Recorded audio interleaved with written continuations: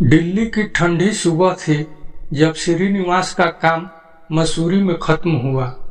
काम तो एक दिन में ही निपट गया था, पर अब उसके पास एक पूरा दिन था शहर की खूबसूरती को जीने के लिए।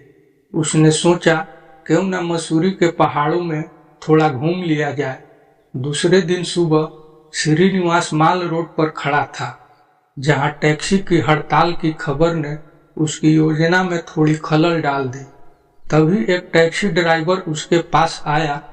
टैक्सी शेयर करने का प्रस्ताव देते हुए बताया कि एक महिला भी साथ जाएगी। असमंजस में पड़कर श्रीनिवास ने हाँ कर दी। उस महिला का नाम था मनामी, जो लखनऊ से मसूरी घूमने आई थी।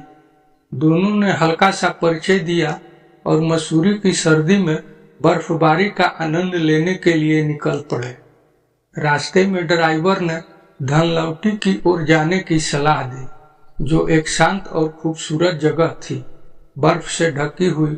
श्रीनिवास और मनामी दोनों ने मौन स्वीकृति में सिर हिलाया और टैक्सी चल पड़े। रास्ते भर दोनों एक दूसरे के बारे में सोचते रहे, पर कोई खुलकर बोलने की हिम्मत नहीं कर पाया। कभी कभी उनकी निगाहें मिल जाती और एक अनकहा एहसास दोनों के बीच जाग उठता। धनलौटी पहुंचकर चारों ओर बर्फ की चादर फैली देख श्रीनिवास और मनामी के चेहरे खिल उठे। देवदार के पेड़ों पर सफेद बर्फ की परत ने मन को शांति और आनंद से भर दिया।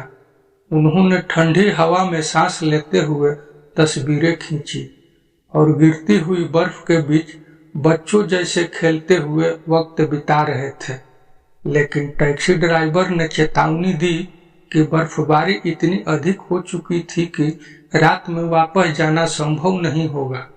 एक गेस्ट हाउस में रुकने के अलावा और कोई विकल्प नहीं था, लेकिन गेस्ट हाउस में केवल एक ही कमरा खाली था और दोनों को उसे साझा करना पड़ा।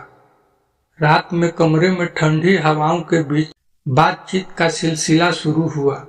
श्रीनिवास को पता चला कि मनामी दिल्ली में रहती है और नौकरी के सिलसिले में मसूरी आई थी।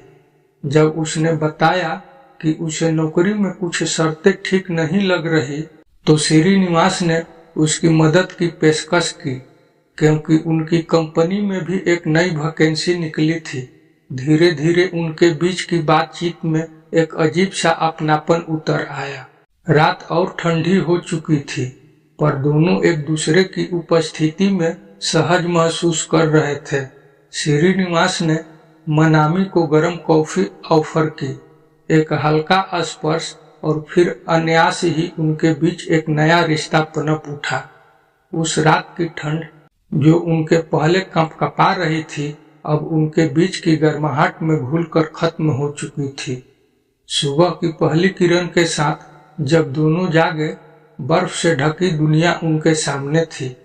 हर तरफ गिरती बर्फ की चमक और ताजगी में उनके दिल में एक नई ऊर्जा थी।